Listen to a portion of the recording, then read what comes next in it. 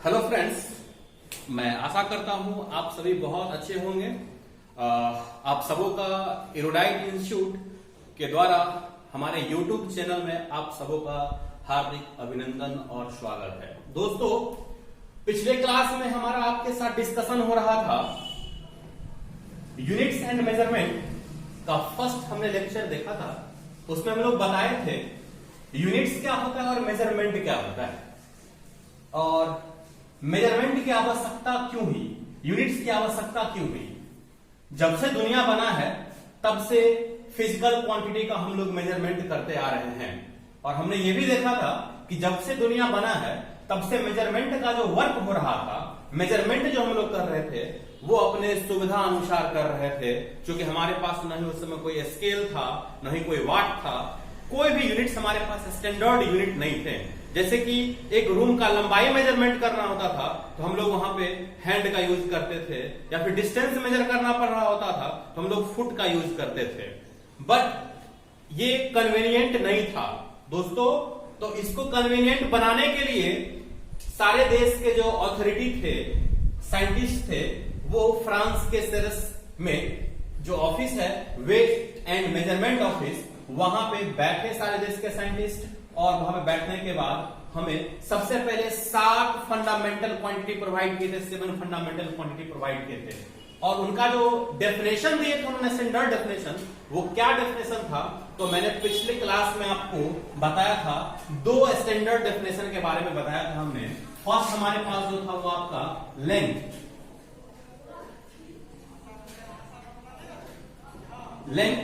इसके SI unit जो थे वो आ गया था आपको मीटर, और सेकेंड हमारे पास था मास। दैट मीन्स लेंथ और मास का हम लोग देखे थे स्टैंडर्ड मेजरमेंट कैसे किया गया, यानी बेसिक डेफिनेशन हमारे पास क्या था।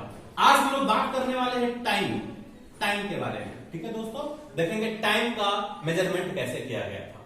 तो सिंपल सा मतलब है, आपको एक एटम के बारे में पता है, वो एटम हमारे पास है सीजियम। क्या है? सीजियम एटम है। ठीक है, सीजियम एटम का जो सिंबल होता है वो CS होता है, और इसका एटॉमिक नंबर जो है वो होता है 55। कितना होता है? 55। ये पीरियडिक टेबल का फर्स्ट जो कॉलम है, दैट मींस हम लोग बोल सकते हैं फर्स्ट ग्रुप के जो एलिमेंट हैं उस ग्रुप में आपका ये 6 पीरियड के एलिमेंट है सीजियम, जिसका एटॉमिक नंबर है 55। तो क्या किया गया दोस्तों, टाइम का जो स्टैंडर्ड डेफिनेशन हमको मिला वो कैसे मिला है सो समझते हैं। सीजियम एलिमेंट की बात हम लोग करते हैं तो बात करेंगे कि ये सीजियम एटम है।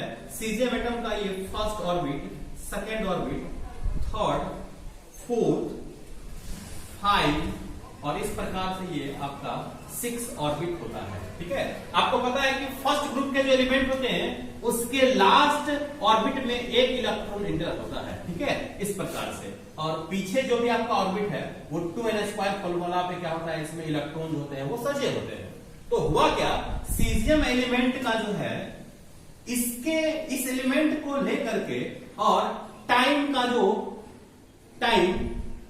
डेफिनेशन हमको प्रोवाइड किया गया, बहुत इंपॉर्टेंट है दोस्तों। समझेंगे ये वास्तव में है क्या बोला गया कि आपको पता है कि इस इलेक्ट्रॉन को हम लोग बाहर निकाल सकते हैं, क्या चीज प्रोवाइड करके, एनर्जी प्रोवाइड करके बाहर निकाल सकते हैं। इसको हम लोग बोलते हैं हाइपर फाइन लेवल बोलते हैं। ठीक है, ये 2 हाइपर फाइन लेवल है। अब हो क्या रहा है यहां से, सिंपल सा मतलब है, समझते हैं।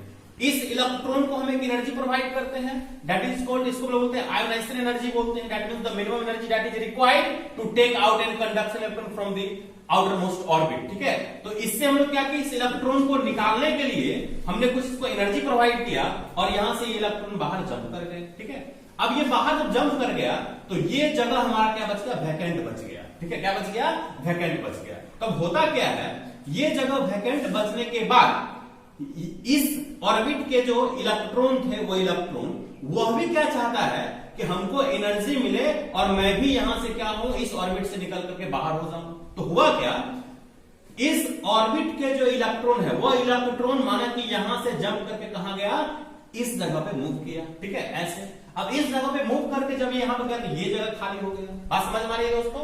अब हुआ क्या, यहां से ये जो यहां से यहां मूव किया तो वास्तव में ये पोजीशन नहीं है, इस इलेक्ट्रॉन का ये पोजीशन नहीं है। नेचर क्या कहता है कि ये तुम्हारा पोजीशन नहीं है, तुम जहां से आए हो वापस वहीं पे जाओ।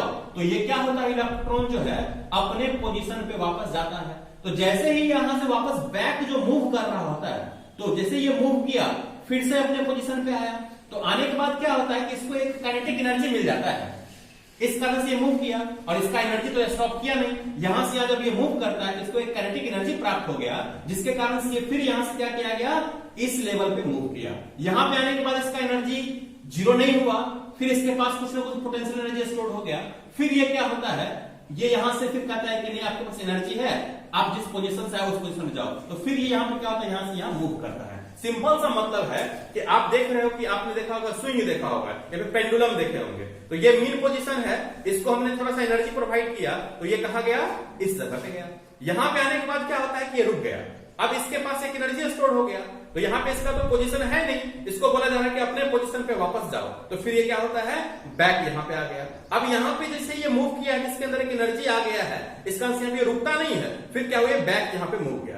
इस कारण से ये क्या हो रहा है, अपने मीन पोजीशन पे ये क्या कर रहा है, ऑक्सीलेट कर रहा है। ठीक है, क्या कर रहा है, ऑक्सीलेशन कर रहा है। दैट मींस ये आपका एक पीरियडिक मोशन है, आपको पता है कि मीन पोजीशन पे टू एंड फ्रो का मोशन हो रहा है। तो ये सीजियम एलिमेंट के दो हाइपरफाइन लेवल के बीच में इस इलेक्ट्रॉन का जो एनर्जी है, यह एनर्जी जो है वो कितना टाइम्स ऑक्सीलेट किया, तो ये जो आपका ऑक्सीलेट किया है दैट इज 9192 9192 631 770। बात समझ में आ रही है?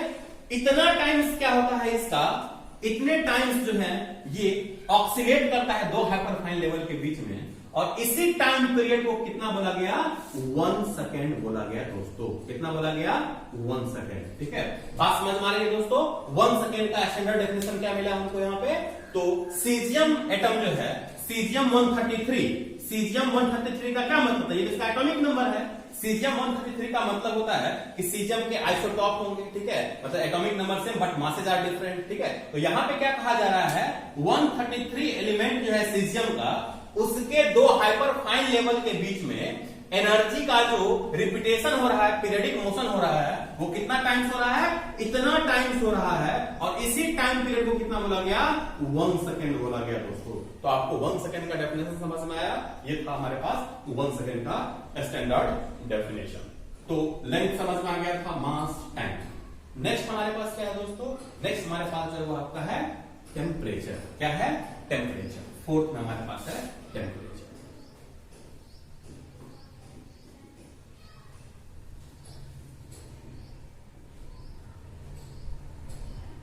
टेम्परेचर, टेम्परेचर के स्टैंडर्ड डेफिनेशन हम लोग देखेंगे दोस्तों।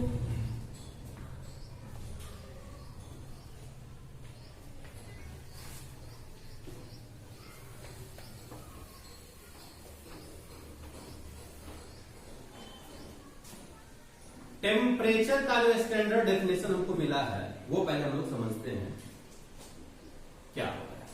सबसे पहले आपको समझ में आना चाहिए कि टेम्परेचर का ऐसा यूनिट होता है केल्विन। क्या होता है, केल्विन, ऐसा यूनिट केल्विन। ठीक है, अब बोला गया कि 1 केल्विन किसको बोलते हैं भाई हम लोग, 1 केल्विन किसको बोला गया, तो समझते हैं 1 केल्विन का किसको बोला गया स्टैंडर्ड डेफिनेशन के लिए। हुआ क्या वास्तव में, एक होता है triple point of water, triple point of water. अब समझ में, पहले आपको समझ में आना चाहिए कि ट्रिपल पॉइंट क्या मतलब होता है, वाटर के ट्रिपल पॉइंट से आप क्या समझते हैं। ठीक है, तो समझते हैं 0 डिग्री सेल्सियस जो होता है वाटर का, 0 डिग्री सेल्सियस, उसको हम लोग क्या बोलते हैं, ट्रिपल पॉइंट बोलते हैं। मतलब ये क्यों बोला है इसको ट्रिपल पॉइंट, तो समझते हैं 0 डिग्री सेल्सियस पे वाटर जो होता है, जैसे कि अगर पॉजिटिव से हम लोग नेगेटिव में आ रहे होते हैं, तो जैसे कि माना कि 10 डिग्री सेल्सियस है वाटर का, तो वो लिक्विड फॉर्म में है। जैसे हम लोग बैक होते हैं, निगेटिव वैल्यू में जाते हैं, 9 8 7 2 1 0, जैसे ही 0 हम लोग आते हैं तो 0 पे वो क्या होता है, फ्रीज करना स्टार्ट करता है, दैट मींस वो जमना स्टार्ट होता है। तो इसलिए हम लोग क्या बोलते हैं, वाटर का फ्रीजिंग पॉइंट क्या होता है, 0 डिग्री सेल्सियस। कोई दिक्कत नहीं है।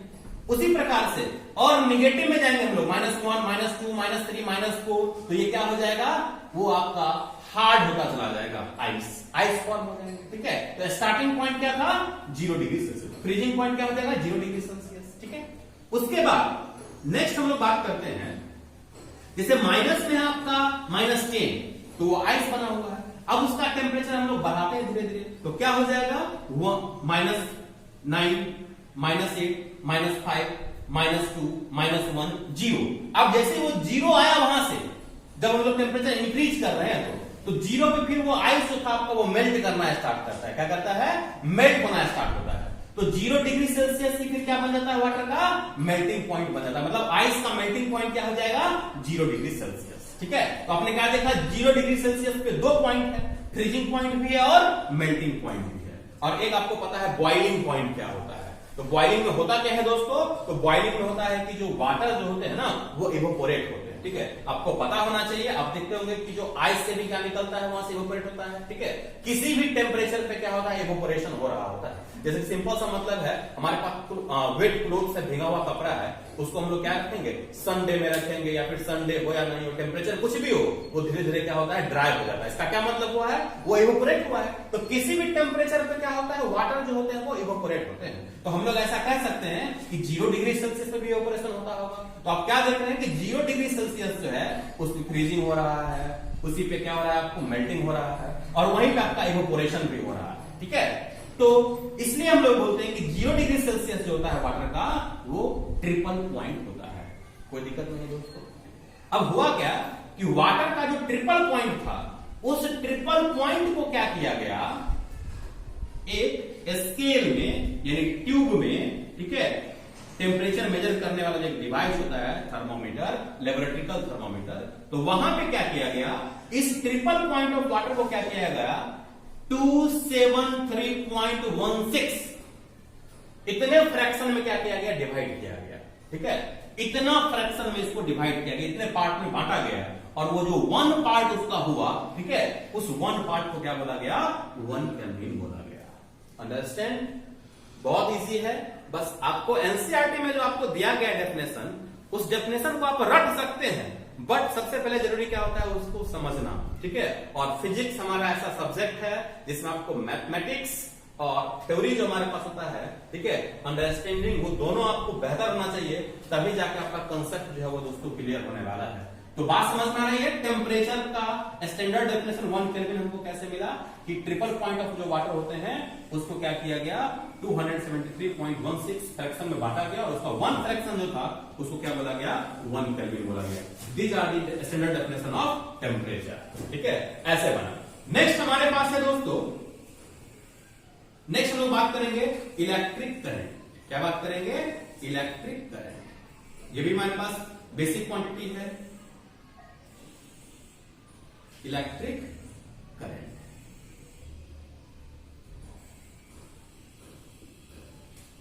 देखिए इलेक्ट्रिक करंट क्या होता है। ठीक है, मैं इसको फिर से इरेज कर रहा हूं।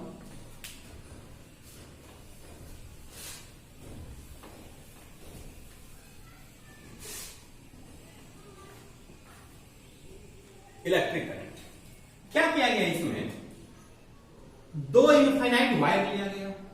क्या लिया गया, 2 इनफाइनाइट वायर लिए गए, और दोनों के बीच के जो डिस्टेंस रखे गए वो रखा गया 1 मीटर। कितना, 1 मीटर। ठीक है, 1 मीटर डिस्टेंस रखा गया। और आपको पता है कि when electric current passes through the conductor, then it creates electrical field around it as well as magnetic field. From class 10 magnetism में आपने ऐसा पढ़ा है कि जब किसी वायर से इलेक्ट्रिक करंट पास कर रहा होता है तो उसके चारों तरफ इलेक्ट्रिक फील्ड के साथ साथ मैग्नेटिक फील्ड भी प्रोड्यूस होते हैं। कोई दिक्कत नहीं आपको। उसी प्रकार से यहां पर भी क्या होता है, इस वायर में भी इलेक्ट्रिक करंट पास करेगा तो इसके चारों तरफ भी electric field magnetic field produce होंगे। और आपको पता है कि जो ये भी इलेक्ट्रिक फील्ड प्रोड्यूस कर रहे हैं और ये भी इलेक्ट्रिक फील्ड प्रोड्यूस कर रहे हैं। ठीक है, तो इसमें करंट पास करवाया जा रहा है। क्या पास करवाया गया, करंट। ठीक है, अब ये जो करंट पास करवाया गया है तो दोनों के बीच में क्या होता है, यहां पे क्या बन रहा है, इलेक्ट्रिक फील्ड। इसका भी बन रहा है, इसका भी इलेक्ट्रिक फील्ड बन रहा है। दोनों को कितनी दूरी पे रखा गया है, 1 मीटर की दूरी पे दोनों को रखा गया है। और इसके कारण से यहां पे जो फोर्स एक्सर्ट होते हैं that is 2 into 10 to the power -11 Newton. बात समझ में आ रही है दोस्तों कि जब दो वायर को, इनफाइनाइट वायर को पैरेलली 1 मीटर के डिस्टेंस पे रखा जाता है और जब इससे करंट पास करवाया जाता है और वहां पे यदि 2 into 10 to the power -11 Newton का फोर्स एक्सर्ट हो रहा है तो हम लोग बोलते हैं कितना करंट पास कर रहा है, इसका मतलब 1 एम्पियर। कितना? 1 एम्पियर। मतलब 1 एम्पियर का डेफिनेशन समझ में आया दोस्तों कि जब दो वायर को, इनफाइनाइट वायर को 1 मीटर के डिस्टेंस पर रखा जाता है और यदि उस दोनों के बीच में फोर्स जो है वो इतना ऑब्जर्व किया जाता है 2 into 10 to the power -11 Newton, that means वो आपका 1 एम्पियर करंट पास कर रहा है, तभी इतना फोर्स एक्सर्ट हो रहा है। ठीक है, तो ये हमारे पास स्टैंडर्ड वैल्यू है, इसको आप याद रखोगे 2 into 10 to the power -11 newton. तो ये आपका इलेक्ट्रिक करंट का स्टैंडर्ड डेफिनेशन आया, कोई दिक्कत नहीं है। ये हमारे पास था इलेक्ट्रिक करंट का डेफिनेशन। नेक्स्ट हमारे पास है दोस्तों ल्यूमिनियस इंटेंसिटी। ल्यूमिनियस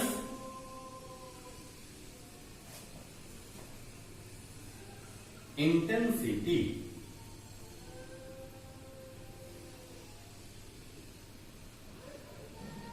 ल्यूमिनेस इंटेंसिटी क्या होता है? ल्यूमिनेस इंटेंसिटी तो सबसे पहले आप इसको समझोगे कि ल्यूमिनेस इंटेंसिटी का मतलब होता क्या है, कैसे इसको हम लोग फंडामेंटल क्वांटिटी बोले हैं, क्योंकि आपने पढ़ रखा है कि 7 फंडामेंटल क्वांटिटी जो है वो इंडिपेंडेंट होते हैं एक दूसरे के। ठीक है, तो बात करेंगे और ये भी बोला गया कि फिजिकल क्वांटिटी में ही हमको क्या मिला है, 7 फंडामेंटल क्वांटिटी मिले हैं और डिराइव्ड क्वांटिटी मिले हैं। तो हम लोग फिजिकल क्वांटिटी का क्या डेफिनेशन बताए थे कि किसी भी ऑब्जेक्ट के पास वह सारा गुण जिसे हम लोग मेजर कर सकते हैं और नंबर में एक्सप्रेस कर सकते हैं वह कहलाता है फिजिकल क्वांटिटी। तो आप सबसे पहले बताओ कि ये इसको ल्यूमिनेस इंटेंसिटी को मेजर कर सकते हैं, नंबर में एक्सप्रेस कर सकते हैं, कैसे? तो सिंपल सा मतलब है कि आप, सिंपल सा मतलब है, एक चीज हम लोग समझते हैं होता क्या है। जैसे कि मान लेते हैं कि ये हमारे पास एक पेज है, ठीक है, दिस इज पेज।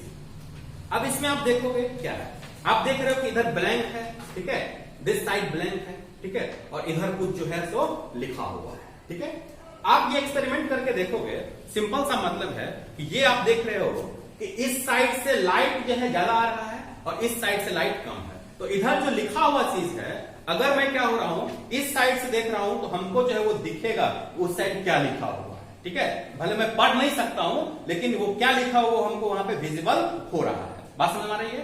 लेकिन अगर इसको ऐसे घुमा दे रहे हैं और इस साइड से हम देख रहे हैं तो उधर क्या लिखा हुआ है इस व्हाइट पेज में हमको नहीं दिख रहा है। क्यों? क्योंकि उधर लाइट कम है और इधर लाइट ज्यादा है, मतलब इस साइड लाइट ज्यादा है, उधर का चीज हमको इधर दिख रहा है। तो सिंपल सा मतलब है कि अगर ये हमारे पास जो आप देख रहे हैं कि ये पेज है, इधर लिखा हुआ है, इस साइड हमको दिख रहा है, हम लोग क्या चाहते हैं कि इस साइड का लिखा हुआ ना इधर दिखे और इधर जो लिखा हुआ ना इधर दिखे। तो क्या होना चाहिए? तो दोनों साइड लाइट क्या होने चाहिए? बराबर होने चाहिए। क्या होने चाहिए? इक्वल होने चाहिए। तो इधर अभी लाइट ज्यादा है, इस साइड लाइट कम है, इस कारण से इधर हमको दिख रहा है। तो क्या करते हैं कि इधर एक बल्ब हमने जलाया, इधर से लाइट इधर आ रहा है और इधर हम लोग एक कैंडल लगाते हैं, 1 कैंडल, इधर भी लाइट इमिट हुआ, फिर भी हमको उस साइड का चीज इधर दिख रहा है। क्यों दिख रहा है? क्योंकि उधर लाइट ज्यादा है और इस साइड लाइट का वैल्यू भी कम है। तो बोलेंगे लाइट बराबर करना है, तो हम इधर जलाएंगे 2 कैंडल, फिर बराबर नहीं हुआ, 3 कैंडल, फिर इधर दिख रहा है। ऐसे करते करते हमने 4 कैंडल इस साइड जलाए तो क्या देखा कि उस साइड का लिखा हुआ चीज ना इधर दिख रहा है और इस साइड का लिखा हुआ चीज नहीं इधर दिख रहा है। इससे क्या पता चला कि इस 1 बल्ब का जो चमक है वो कितने कैंडल के बराबर हो गया? 4 कैंडल के बराबर हो गया। तो इससे हम लोग कह सकते हैं कि एक बल्ब के चमक को हम लोग क्या कर सकते हैं? मेजर कर सकते हैं दोस्तों। ठीक है, तो ये बात समझ में आई कि लाइट के पास जो क्वालिटी है, इंटेंसिटी जो है लाइट का, चमक जो है, उस चमक को हम लोग मेजर कर सकते हैं, नंबर में लिख सकते हैं। जैसे कि आपने देखा 1 बल्ब का जो लाइट है वो 4 कैंडल के बराबर थमाना की। ठीक है, तो ये हमारा तरीका हुआ एक तरह से समझाने का। हम लोग बात करेंगे इसका स्टैंडर्ड डेफिनेशन हमको कैसे मिला है दोस्तों। तो देखिए क्या होता है ल्यूमिनेस इंटेंसिटी का स्टैंडर्ड डेफिनेशन। माना कि this is monochromatic source of light, monochromatic source of light, monochromatic. What do you mean by monochromatic? Monochromatic source of light. ठीक है, क्या मतलब होता है इसका मतलब? तो इसका मतलब ये हो रहा है कि ये पूरे रूम में लाइट का सिर्फ और सिर्फ एक ही सोर्स होना चाहिए। ऐसा नहीं कि 2 बल्ब जल रहा है, that is 2 source of light हो गया, वो मोनोक्रोमेटिक नहीं हुआ। हो सकता है एक बल्ब का इंटेंसिटी ज्यादा होगा, एक का कम होगा, ठीक है। जैसे सन है तो sun is the monochromatic source of light, ठीक है, वो सिंगल है, तो मोनोक्रोमेटिक सोर्स ऑफ लाइट के यहां से लाइट क्या हो रहा है, इमिट हो रहा है, क्या हो रहा है, इमिट हो रहा है दोस्तों, ऐसे। तो ये इसका एक एरिया बनेगा कि नहीं बनेगा, बिल्कुल बनेगा, ठीक है। ये एक एरिया बन रहा है मोनोक्रोमेटिक सोर्स ऑफ लाइट, ठीक है, ऐसे निकल रहा है ऐसा।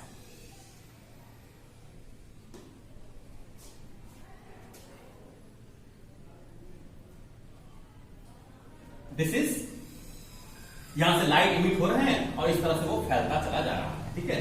तो यह क्या है, एक एरिया है। और आपने एक चीज पढ़ रखा है कि सप्लीमेंट्री यूनिट के बारे में हम बताए थे लास्ट क्लास में, कि एक होता है प्लेन एंगल और एक होता है सॉलिड एंगल। तो सॉलिड एंगल को क्या बताए थे, एस्टेरेडियन बताए थे। क्या बताए थे, एस्टेरेडियन। ये आपका सॉलिड एंगल का ऐसा यूनिट होता है। तो 1 एस्टेरेडियन इज इक्वल टू क्या होता है दोस्तों, तो क्या बोला गया था 1 एस्टेरेडियन इज इक्वल टू, कि अगर माना कि यहां से जैसे कि ये एंगल, ये आपका एक सॉलिड एंगल की बात करेंगे, इस एंगल को हम लोग कब बोलेंगे 1 एस्टेरेडियन, यह हमारा कब 1 एस्टेरेडियन कहलाएगा।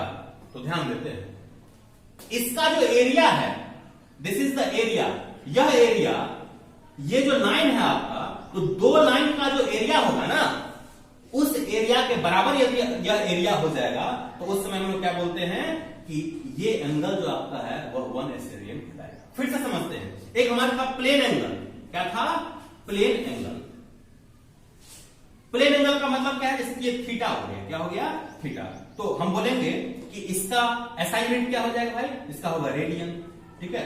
तो 1 radian is equal to what, ठीक है, 1 रेडियन इज इक्वल किसको बोले थे, तो क्या बोला गया था, ये जो आर्क है, दिस इज आर्क, इस आर्क का जो लेंथ है वो, और यह लेंथ रेडियस, जब आपस में दोनों क्या हो जाए, बराबर हो जाए, ठीक है, तो उस समय का यह एंगल क्या कहलाएगा, कितना थीटा कहलाएगा, 1 रेडियन कहलाएगा। बात समझ में आ रही है। फिर से समझते हैं कि यह रेडियस, और थोड़ा सा इसको लो, यह थीटा जो है 1 रेडियन कब कहलाएगा, तो this is the radius and this is the arc, ठीक है। तो यह आर्क का लेंथ और यह रेडियस का लेंथ जब इक्वल हो जाएंगे तब थीटा क्या कहलाएगा, 1 रेडियन कहलाएगा।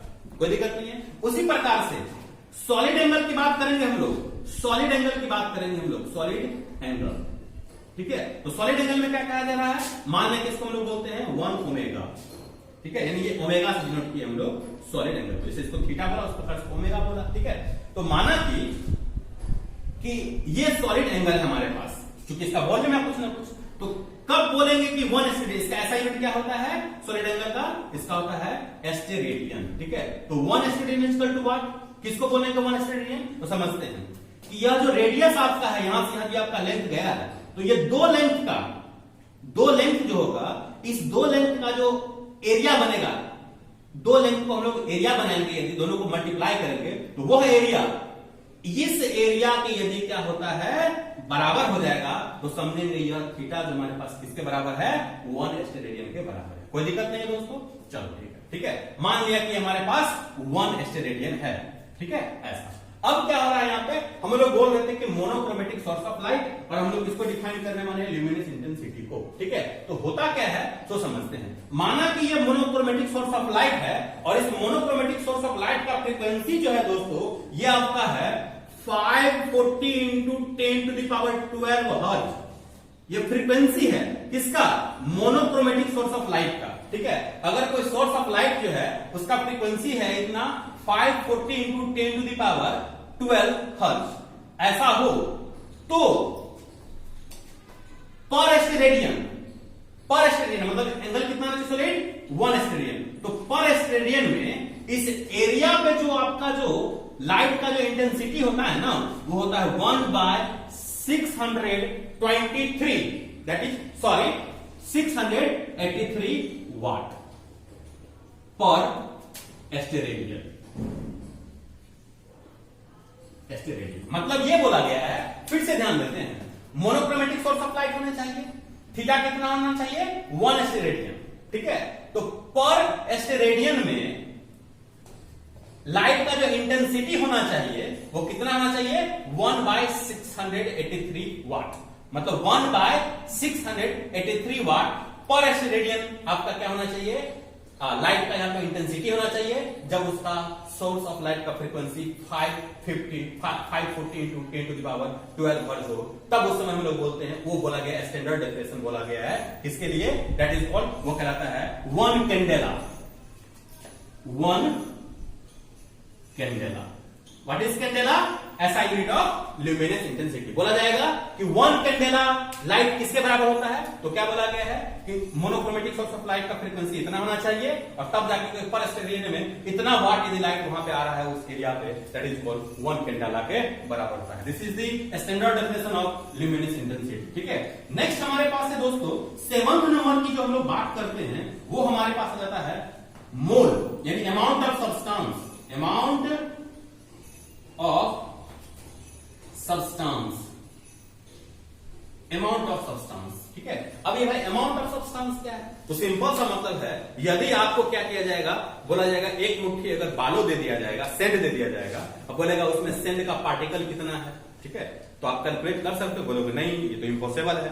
तो भाई कैसे इम्पॉसिबल है, चूंकि उसका पार्टिकल होता है, हम देख रहे हैं, अगर आपको 5 पार्टिकल दिया जाएगा सेंड का, बोलेगा कितना का, बोल दोगे 5 पार्टिकल, तो जब 5 पार्टिकल आप कैलकुलेट कर सकते हो, तो एक मुट्ठी भर अगर आपको सेंड दिया जाएगा तो क्यों नहीं कैलकुलेट कर सकते हैं, पॉसिबिलिटी है, बट क्या है, कंप्लेक्सिटीज भी है, इस कारण से दोस्तों क्या होगा, परेशानी होगा, लेकिन तरीका तो है। तो हमारे एक साइंटिस्ट थे एवोगाड्रोस, ठीक है, उन्होंने एक बहुत इंपॉर्टेंट बात हमें बताई, that is amount of substance के बारे में बताया, इसका ऐसा यूनिट बनाया मोल। क्या बनाया, मोल। व्हाट इज मोल, ठीक है, इस मोल को हम लोग समझते हैं दोस्तों, मोल क्या होता है। केमिस्ट्री में भी आपको ये काम आ जाएगा।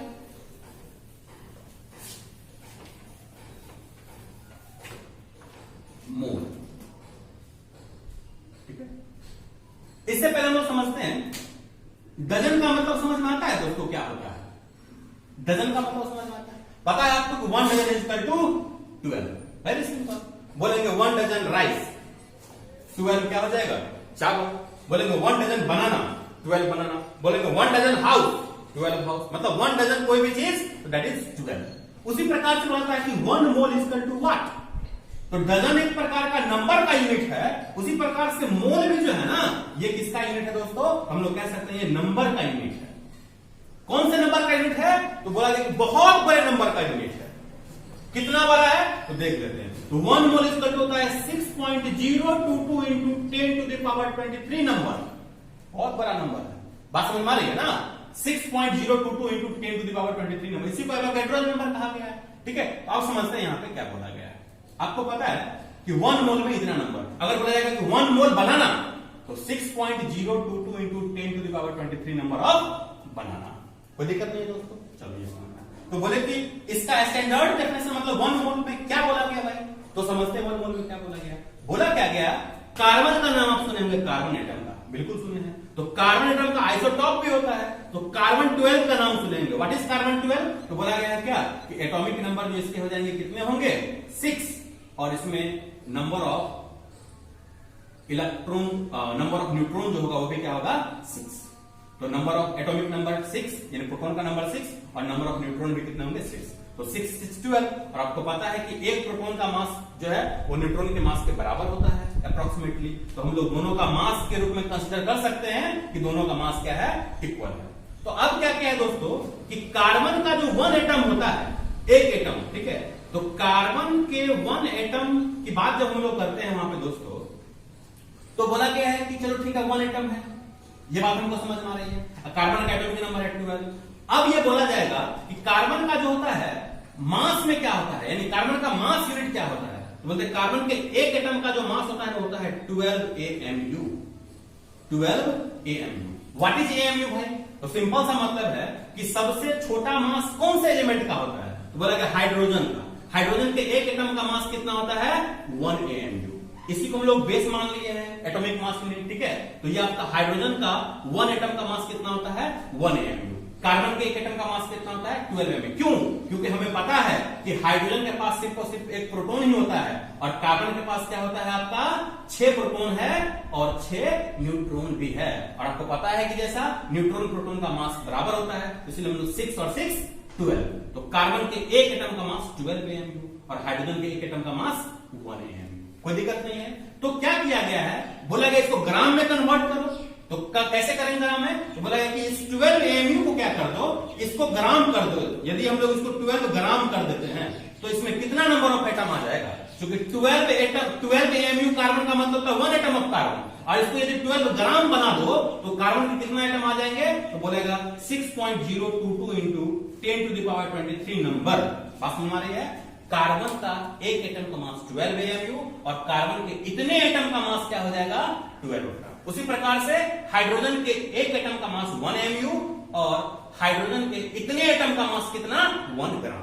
उसी प्रकार से आपका नाइट्रोजन का 1 एटम का मास कितना हो जाएगा 14 AMU और बोला जाएगा कि नाइट्रोजन का इतने एटम का कितना मास 14 ग्राम। मतलब जो AMU है उसी को हम लोग क्या करेंगे ग्राम में कन्वर्ट कर देंगे दोस्तों। तो उसमें कितना नंबर ऑफ एटम आ जाएगा, इतना नंबर ऑफ एटम आ जाएगा। तो यहाँ पे जो स्टैंडर्ड डेफिनेशन मिला है हमको 1 mole is equal to what, तो क्या बोला गया है C12 जो कार्बन एटम होते हैं ना उसका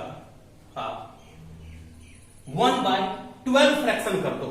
मतलब एक एटम को क्या कर दो आप 12 भाग में बांट दो, तो किसके बराबर हो जाएगा, हाइड्रोजन के एक एटम के मास के बराबर हो जाएगा। और यही बेस होता है, सबसे छोटा मास होता है एलिमेंट का, इसीलिए उसको कंपेयर किया गया है।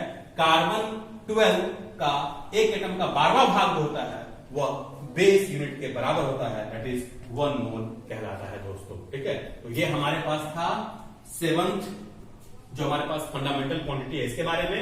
2 सप्लीमेंट्री क्वांटिटी जो कि जिस समय वेट एंड मेजर ऑफिस जो फ्रांस में था सेम टाइम में इस 7 को दिया गया।